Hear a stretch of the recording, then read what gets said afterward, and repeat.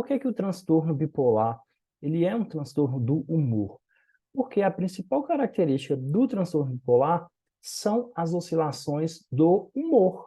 Então, quando o humor ele oscila para baixo, a pessoa fica deprimida; quando o humor oscila para cima, a pessoa fica com o humor ativado, hipertímico, né? Que é o que a gente vai falar em seguida. Mas o transtorno bipolar tem essa característica de oscilações recorrentes, oscilações frequentes do humor, na maioria das vezes. E quando o humor ele altera ao longo do tempo de forma recorrente, sempre que ocorre a alteração do humor, seja para baixo, seja para cima, as funções do cérebro, ou seja, a maneira como o seu cérebro funciona, ele fica diferente. Então, vamos entender isso no próximo slide. Essas são as funções, basicamente, do nosso cérebro e da nossa mente. Então, a gente tem a energia, que é a nossa energia para fazer as coisas, para fazer um exercício físico, para se movimentar, os nossos impulsos, né, os nossos desejos, vontades para fazer as atividades, os nossos sentimentos, né, se a gente está triste, alegre, com raiva, esperançoso, desesperançoso, o nosso sono, que o sono normal seria a gente ficar acordado de dia e dormir de noite. Os nossos pensamentos, eles podem estar com a velocidade normal, eles podem estar mais lentos, mais rápidos. O discurso, né, que é a nossa fala, a maneira como a gente fala, e a nossa atenção, seja para estímulos externos, seja para um determinado foco. Então, essas são as funções do cérebro e da nossa mente. Quando a gente está deprimido, ou seja, quando o paciente portador de transtorno bipolar, ele entra na fase depressiva da doença, todas as funções mentais vão diminuir. É o que a gente chama de episódio depressivo, né? Então, no episódio depressivo puro, a energia fica baixa. Então, a pessoa geralmente fica sem querer fazer as coisas, fica mais preguiçosa. Em casos graves, a pessoa fica até de cama. Precisa gastar uma energia, um esforço muito grande para realizar as atividades. Os impulsos também diminuem. Então, a vontade de sair da cama diminui. A vontade de ir trabalhar diminui. A vontade de tomar banho diminui. Então, os impulsos diminuem. O humor, ele fica predominantemente negativo. Então, a pessoa fica mais triste, mais melancólica ou mais apática, sempre com esse polo depressivo negativo. O sono, durante o episódio depressivo, ele pode alterar tanto para mais quanto para menos. Então, se for para menos, no caso, a gente chama de insônia, que é quando a pessoa quer dormir, mas ela não consegue, né? Acho que todo mundo já teve algum dia de insônia, a gente sabe como é que é. O contrário seria a hipersonia, que é quando a pessoa dorme grandes horas, períodos do dia, né? Ela dorme a maior parte do dia, passa mais de 10 horas dormindo e mesmo assim continua cansada. O pensamento na depressão pura, na depressão clássica, ele reduz a sua velocidade. A pessoa sente que o pensamento está lento, que a cabeça está parada, está vazia, né? O raciocínio não está igual antes, a criatividade não está igual antes. Então, isso é uma alteração do pensamento na fase depressiva. O discurso, né, a fala, diminui também. Então, quando a pessoa está na fase depressiva, ela fica mais calada, ou ela conversa menos, ela fica monossilábica, ou ela só responde o que você perguntar e não rende mais o assunto, ou então ela começa a falar mais baixinho. Tudo isso pode ser alterações do discurso. E a atenção para o que está ao redor fica reduzida, a pessoa não presta muita atenção, ela fica mais apática, mais avoada, né? Como as pessoas dizem, com a concentração ruim, com a atenção ruim. Bom, e quando a pessoa entra na fase de ativação? E aqui é quando a gente começa a falar de transtorno bipolar propriamente dito. Então, quem tem transtorno bipolar, você que está assistindo, você provavelmente já entrou ou em mania ou em hipomania, né? Por isso que o médico te deu esse diagnóstico. Então, a sua energia na fase de mania ou de hipomania, que vou chamar de ativação para ficar mais fácil, ela fica alta. Então, a pessoa fica com mais energia para as atividades do dia. E isso depende de cada pessoa. Às vezes essa energia, a pessoa vai querer gastar fazendo muito exercício físico, ou estudando muito, ou trabalhando muito. Enfim, cada um vai gastar, vai canalizar essa energia para alguma atividade, mas ela vai sentir que ela tem mais energia, mais disposição para fazer. O mesmo ocorre com os impulsos, que são as vontades que a gente tem. Então a pessoa fica com mais vontade de fazer as coisas. Pode ser vontade de trabalhar, pode ser vontade de investir, pode ser vontade de comprar, pode ser a vontade relacionada, né, à libido, sexualidade, prazer, pode ser a vontade relacionada ao uso de bebida alcoólica, drogas, tatuagens, enfim, a pessoa ela fica com mais impulsos para fazer as coisas. O humor e os sentimentos, nesse período de ativação, ele pode ficar de duas formas. Ou a pessoa começa a ficar mais eufórica, autoestima muito alta, mais expansivo, se achando, né? Ou que achando que tudo vai dar certo, que está na fase muito boa da vida. Ou o humor pode ficar elevado, ativado para o lado da irritabilidade, né? Para o lado de achar que está sempre certo, fica mais brigão, fica mais arrogante, fica querendo discutir mais com os outros, ele fica com o senso de razão elevado, né? Então a pessoa começa a ficar mais irritada. O sono, nesse período de ativação, ele pode reduzir. Aí é diferente de insônia, porque a insônia a pessoa quer dormir, mas ela não consegue. Aqui, a pessoa ela fica mais ligada. Então, às vezes a pessoa simplesmente fica mais ligada à noite, então de noite ela quer fazer as coisas, ela quer então fazer exercício físico de noite ou de madrugada, estudar de noite ou de madrugada, trabalhar de noite ou de madrugada, fazer faxina de noite ou de madrugada, e ela vai dormir bem mais tarde do que o normal, ou em alguns casos a pessoa simplesmente percebe que a vontade de dormir passou, ela não tem mais sono, né? Então ela dorme 1, 2 horas e parece que já dormiu o suficiente para passar o dia seguinte inteiro. Então essas pessoas elas vão é, ficar muito mais aceleradas e mais ativas, incluindo no período noturno. O pensamento ele vai ficar mais rápido, então a velocidade do pensamento acelera.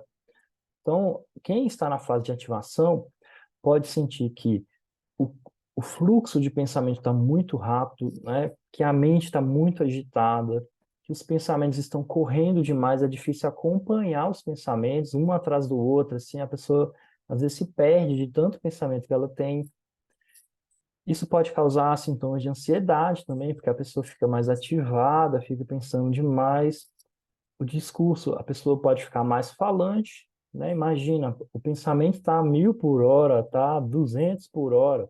A fala vai acompanhar isso. Então, a pessoa vai ficar mais falante do que o normal dela. E a atenção também diminui, porque a cabeça está ocupada com os pensamentos, com as vontades. Então, ela começa a ficar mais distraída, porque ela tenta fazer alguma coisa e o pensamento dela leva ela para um outro pensamento, para uma outra vontade. Mas aqui pode acontecer também a situação de hiperfoco, né? Se a pessoa tem um aumento de energia para estudos, por exemplo, ela pode ficar mais ativada de noite e passar a noite inteira lendo, estudando, e ficar sem dormir, né? Várias noites seguidas fazendo isso. Aqui a gente está falando de uma maneira geral. Claro que nem todas as pessoas precisam ter todos os sintomas, né? Eu estou só dando alguns exemplos aqui e nos próximos vídeos a gente vai aprofundar mais sobre o que é isso. Inclusive, eu deixo uma recomendação, o vídeo não acabou ainda, e de um livro muito bom que eu indico para os meus pacientes, que não fui eu que escrevi, pelo contrário, né, quem dera, esse livro foi escrito pelos profissionais da USP de São Paulo, que são grandes psiquiatras estudiosos do transtorno bipolar. Esse livro é feito voltado para os pacientes e familiares. Então, deixei o link na descrição, porque eu acho que pode ajudar você ou algum familiar seu. Então, o que marca o transtorno bipolar são exatamente esses períodos de ativação que a gente falou, né? Os períodos de mania ou de hipomania. Eles são obrigatórios para o diagnóstico. Então, não tem como a pessoa ter transtorno bipolar sem ter sintomas de ativação. Porém, a gente entende que existem mais de um tipo de transtorno bipolar. E a identificação e diferenciação dos períodos de ativação é que vai ser o ponto-chave para a gente diferenciar se é bipolar tipo 1, tipo 2, ciclotimia, que é o que a gente vai falar no próximo slide. Então, existem basicamente 4 tipos de transtorno bipolar. Nos próximos vídeos eu vou explicar isoladamente, né, separadamente cada transtorno. Vou gravar um vídeo para cada transtorno e mostrar os gráficos, explicar direitinho. Mas no transtorno bipolar do tipo 1, a pessoa tem que ter apresentado na vida um período de ativação máxima do cérebro, né? O cérebro fica hiperativado. Então, essa fase de hiperativação do cérebro, nós damos um nome na psiquiatria de mania. Então, o bipolar tipo 1, ele tem que ter feito pelo menos uma vez. Não precisa fazer mais, apesar de ser comum. Mas pelo menos uma vez ele entrou na fase de mania do transtorno bipolar, que é o período de ativação máxima do cérebro. Já o bipolar tipo 2, ele nunca fez a ativação máxima, mas ele já fez uma ativação. É uma ativação mais branda, com sintomas mais sutis, que é o que a gente chama de hipomania, que é como se fosse uma mania menor. E no bipolar tipo 2 também é obrigatório, é preciso ter pelo menos um episódio de depressão. Então, o bipolar tipo 2 tem que ter uma depressão na vida e uma hipomania na vida. E não pode ter tido a mania, que é a ativação máxima, porque aí, automaticamente, ele seria bipolar do tipo 1, porque essa é a definição do bipolar do tipo 1. A ciclotimia são aqueles pacientes que fazem sintomas de hipomania e sintomas de depressão, porém sem preencher todos os critérios necessários para a gente falar que realmente foi um episódio de depressão ou para a gente falar que realmente foi um episódio de hipomania. Então, ele fica oscilando entre alguns sintomas de hipomania e alguns sintomas de depressão. E esse ciclo, né, de períodos de ativação e depressão, mas sem preencher todos os critérios, a gente chama de ciclotimia. A ciclotimia tem que ter uma duração de pelo menos 2 anos dessas oscilações. A gente vai explicar melhor, né, os critérios, como é que a gente faz isso. A gente tem também o transtorno bipolar não especificado, que é quando o paciente tem vários indicadores de bipolaridade, né? A gente consegue identificar que ele realmente tem tudo que sugere que ele seja bipolar, mas ele não consegue se enquadrar dentro desses outros tipos que eu falei, tipo 1, tipo 2 e ciclotimia. Vou dar um exemplo, né, para vocês entenderem. O bipolar do tipo 2, ele tem que ter tido uma hipomania e uma depressão. E se a gente estiver diante de um paciente que fez uma hipomania e nunca deprimiu, e nem nunca fez mania, então ele não é tipo 1 porque ele nunca fez mania. Ele não é tipo 2 porque ele não fez a depressão, que também é obrigatório no diagnóstico do tipo 2.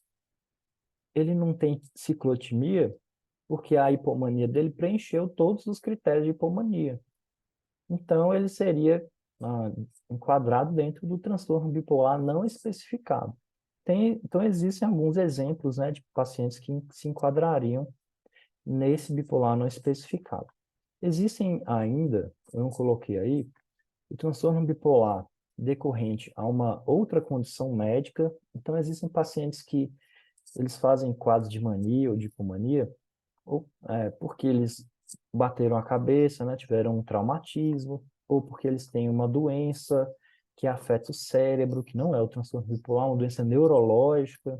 E existe também o que a gente chama de espectro bipolar, que são que é um conceito, né, que englobaria todos os tipos de transtorno bipolar e todas as possíveis apresentações. O espectro seria o conjunto total, um conjunto amplo de todas as variações e todas as possibilidades da bipolaridade. Então, Se você não quer perder nenhum vídeo, né, dessa playlist, se inscreva no canal. Eu criei o Clube da Estabilidade também, que é o clube de assinatura do meu canal, para quem tem transtorno bipolar, não perder nenhum vídeo, ter benefícios, ter prioridade para ter respostas nos comentários, receber os vídeos em primeira mão, ter acesso a vídeos exclusivos. Eu deixo uma mensagem final, que é de sempre existir esperança. Há sempre esperança, estamos juntos nessa, né? Um forte abraço, existe a possibilidade de você ficar estável, então busque um psiquiatra que tenha experiência em transtorno bipolar para te ajudar, e o que eu puder contribuir com as informações aqui do meu canal, estou à disposição e fico muito feliz em ajudar. Um abraço e até o próximo vídeo.